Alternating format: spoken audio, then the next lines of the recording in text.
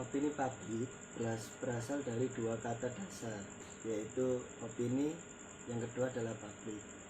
Opini sendiri menurut Kamus Besar Bahasa Indonesia diartikan sebagai pendapat, pikiran, atau pendirian lah. Sedangkan publik itu sendiri bisa diartikan sebagai orang banyak.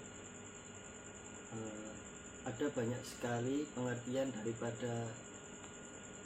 berbagai para ahli.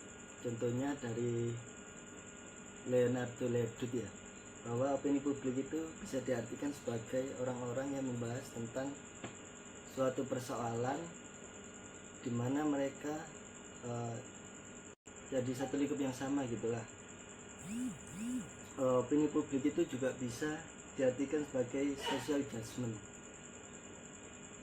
judgment ya, atau sebuah masyarakat yang melakukan penilaian.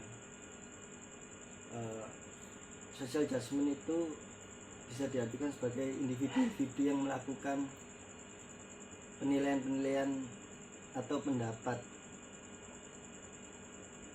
dan diyakini kebenaran. Bagaimana proses terbentuknya opini publik?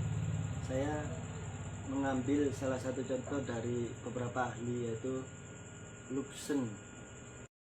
Yang pertama yaitu munculnya isu yang dirasakan sangat relevan bagi kehidupan orang banyak. Yang kedua, isu tersebut relatif baru hingga dapat memunculkan kekaburan standar penilaian atau penilaian ganda. Yang ketiga, adanya opinions leaders atau tokoh pembentuk opini, misalnya politisi, tokoh agama kayak ustadz atau pastor. Yang keempat yaitu mendapat perhatian pers sehingga informasi terhadap reaksi ini dapat diketahui oleh masyarakat banyak. Yang selanjutnya, bagaimana hubungan opini publik dengan polling politik. Sebelum mengetahui hubungan antara tersebut, kita harus menarik sejarah dari kedua hal tersebut. Polling politik ini pertama kali dilakukan di Amerika Serikat dan dilakukan oleh George Gallup tahun 1935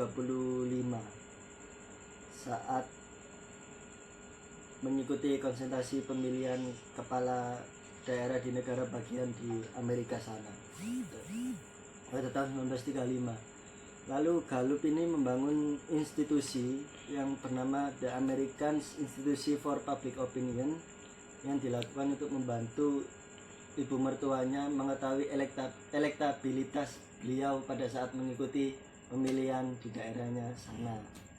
Dan waktu itu hasil surveinya mengarahkan bahwa ibu mertuanya hampir pasti kalah. Maka setelah hasil surveinya keluar, Gallup melakukan sebuah membentuk strategi lah yang dapat membantu ibu mertuanya menaikkan elektabilitas dan memenangkan pemilihan kepala daerahnya. Akhirnya si Gallup menyimpulkan bahwasanya ibu mertuanya bisa menang. Menghubungkan antara opini publik dan polling politik, kedua ini memiliki ketersinggungan yang sangat besar. Yang pertama yaitu dalam pemilu. Sejarah politik di Indonesia menunjukkan bahwa polling politik sangat berpengaruh dalam pemenangan konsentrasi pemilu. 4 tujuan utama politik dalam pemilu adalah sebagai sarana untuk memperkenalkan diri. Yang kedua, membantu kandidat untuk mengetahui isu yang didukung oleh publik.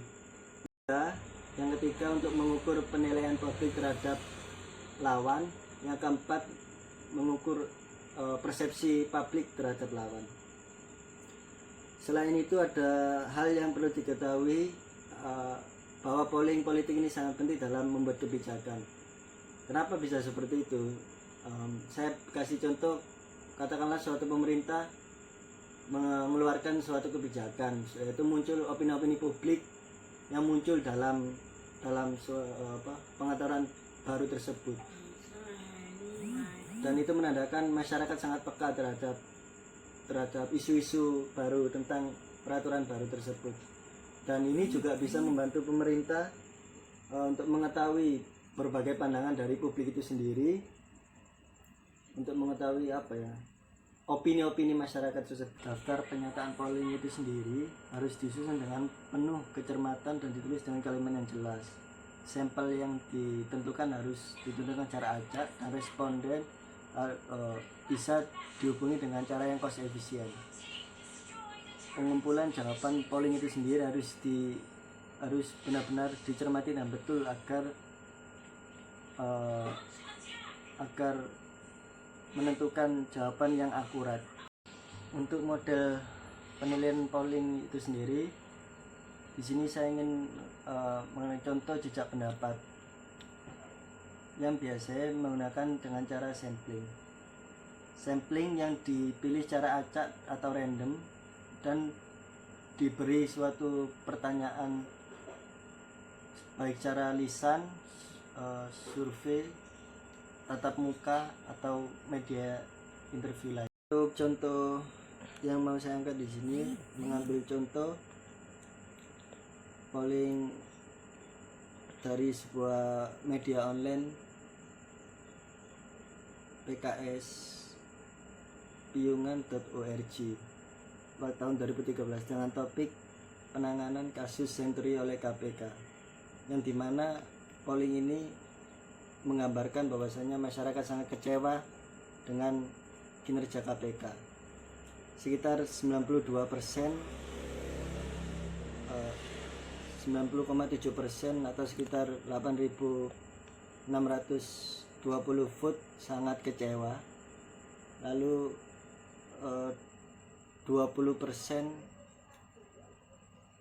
voting mengatakan kecewa dan 2% voting mengatakan tidak kecewa.